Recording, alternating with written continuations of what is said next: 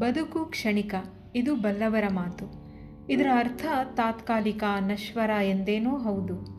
ಅದಕ್ಕಿಂತ ಹೆಚ್ಚಾಗಿ ಕ್ಷಣಿಕ ಅಂದರೆ ಕ್ಷಣಕ್ಕೆ ಸಂಬಂಧಪಟ್ಟಿದ್ದು ಅಂತ ಕೂಡ. ನಮ್ಮೆಲ್ಲರ ಬದುಕು ಕ್ಷಣ ಕ್ಷಣಕ್ಕೆ ಅಂದರೆ ಪ್ರತಿ ಕ್ಷಣಕ್ಕೆ ಸಂಬಂಧಪಟ್ಟಿದ್ದು. ಇದನ್ನು ಆಯಾ ಕ್ಷಣವೇ ಬಾಳಬೇಕು. ಈ ಬಾಳೋದು ಅಂದರೆ ಅದರಲ್ಲಿ ಮುಳುಗೋದಲ್ಲ, ಚಂದ್ರಬಿಂಬದ ಹಾಗೆ ತೇಲೋದು, ಗಾಳಿ ಘಮಲಿನಂತೆ ಅಂಟದೆಯೂ ಸಾಗೋದು.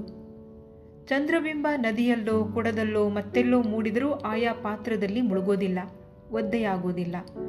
ಹಾಗೆ ಗಾಳಿಗಂಟಿದ ಘಮಲು ಕೂಡ. ಗಾಳಿ ಘಮಲನ್ನು ಹೊತ್ತು ಸುಳಿದರೂ ಅದನ್ನೊಂದು ಹೊರೆಯಾಗಿಸಿಕೊಳ್ಳೋದಿಲ್ಲ. ಘಮಲು ಯಾವತ್ತೂ ಗಾಳಿಗೆ ಭಾರವಲ್ಲ. ಸರ್ವಂ ಅನಿತ್ಯಂ ಏತದಪಿ ಗಮಿಷ್ಯತಿ ಅಂದಿದ್ದಾರೆ ನಮ್ಮ ಪೂರ್ವಜರು. This two shall pass. ಯಾವುದನ್ನೂ ಹೊರೆಯಾಗಿಸಿಕೊಳ್ಬೇಡಿ.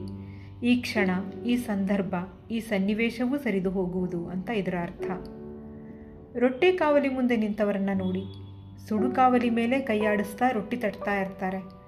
ಅವರ ಬೆರಳು ಕಾವಲಿ ಮೇಲಿರೋದು ಅರೆಯಲ್ಲಿ ಅರೆಕ್ಷಣವಷ್ಟೇ. ಅವರ ಉದ್ದೇಶ ರೊಟ್ಟಿ ತಟ್ಟೋದು ಮಾತ್ರ. ಅವರು ಅದನ್ನಷ್ಟೇ ಮಾಡ್ತಾ ಇದ್ದಾರೆ, ಅದರ ವಿನ ಮತ್ತೇನೂ ಮಾಡ್ತಾ ಇಲ್ಲ. ಅಕಸ್ಮಾತ್ ಅವರು ಕಾವಲಿ ಸುಡುತ್ತೆ ಅಂತ ಯೋಚಿಸ್ತಾ ಬೆರಳಾಡಿಸ್ಲಿಕ್ಕೆ ಹೋದರೆ ಕೈ ಸುಟ್ಕೊಳ್ಳೋದು ಖಂಡಿತ. ಆದ್ದರಿಂದಲೇ ಅವರು ಎಷ್ಟು ಬೇಕೋ ಅಷ್ಟು ಹೊತ್ತು ಮಾತ್ರ ಕಾವಲಿ ಸ್ಪರ್ಶಿಸ್ತಾರೆ. ಅದೇ ಕಾವಲಿ, ಅದೇ ಸುಡುವ ತಾಪಮಾನ. ಆದರೂ ಅವರ ಕೈ ಬೆರಳು ಸುರಕ್ಷಿತವಾಗಿದೆ, ರೊಟ್ಟಿಯೂ ರುಚಿಯಾಗಿದೆ. ಬದುಕು ಹಾಗೇನೆ.